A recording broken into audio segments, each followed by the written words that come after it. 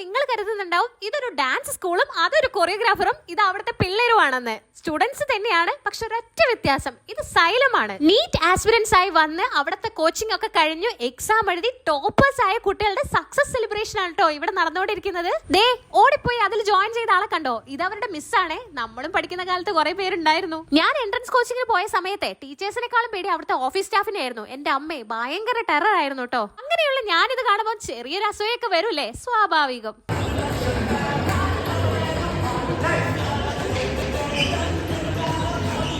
എന്തായാലും ഇങ്ങനെയുള്ള നല്ല നല്ല ടീച്ചേഴ്സിന്റെ ഭയങ്കരമായ സപ്പോർട്ട് ഉള്ളത് കൊണ്ടാട്ടോ അവിടെയുള്ള പിള്ളേരൊക്കെ ഹയസ്റ്റ് റാങ്ക് വാങ്ങിക്കുന്നത്.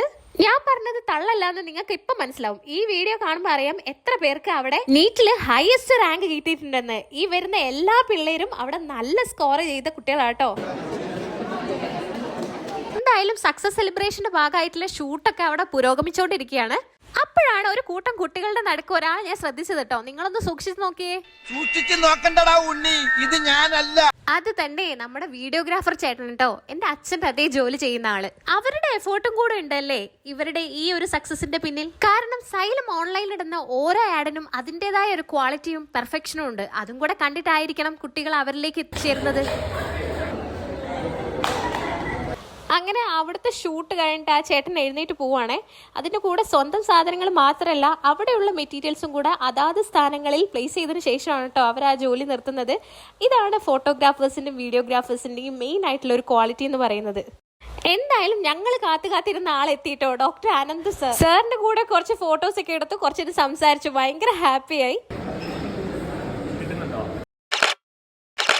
നമുക്ക് സൈലത്തിന്റെ വീഡിയോസിന്റെ ഒക്കെ ബിഹൈൻഡ് ദ സീൻസ് ഒന്ന് കണ്ടാലോ? ഞാൻ അവിടെ ചുമ്മാ ഇരുന്നപ്പോ എടുത്തേ ഉള്ളൂ കേട്ടോ. Hope you all enjoy it. Start action cut.